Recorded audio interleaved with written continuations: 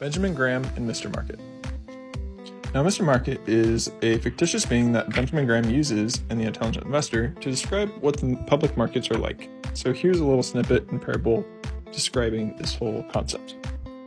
Let us close this section with something in the nature of parable. Imagine that in some private business you own a small share that costs you $1,000. One of your partners, named Mr. Market, is very obliging indeed. Every day he tells you what he thinks your interest is worth and furthermore offers either to buy you out or to sell you an additional interest on that basis. Sometimes his idea of value appears plausible and justified by business developments and prospects as you know them. Often, on the other hand, Mr. Market lets his enthusiasm or fear run away with him and the value he proposes seems to you a little short of silly.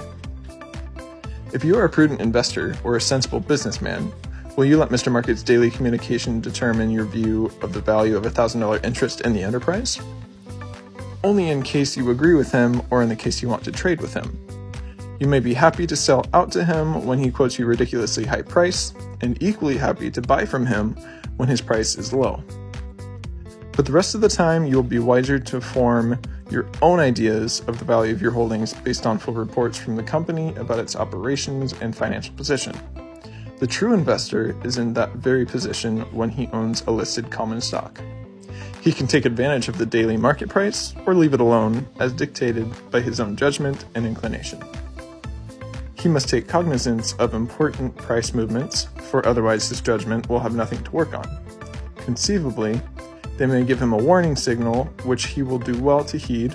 This in plain English means that he is to sell his shares because the price has gone down, foreboding worse things to come. In our view, such signals are misleading, at least as often as they are helpful. Basically, price fluctuations have only one significant meaning for the true investor. They provide him an opportunity to buy wisely when prices fall sharply, and to sell wisely when they advance a great deal. At other times, he will do better if he forgets about the stock market and pays attention to his dividend returns and to the operating results of his companies. Now in this section, as we just went over, basically Mr. Market jumps all over the place. Prices go way up, prices go way down, and they don't necessarily always follow business fundamentals. Now, much of the time they do. However, when they don't, prudent investors can take advantage of this and say prices go way out of whack and go through the roof, and you can sell for a nice profit. Or if they tank down in the dumps, you can buy up because you know the business is worth so much more and that this will be a prudent investment and turn out well in your favor. Like and follow for more.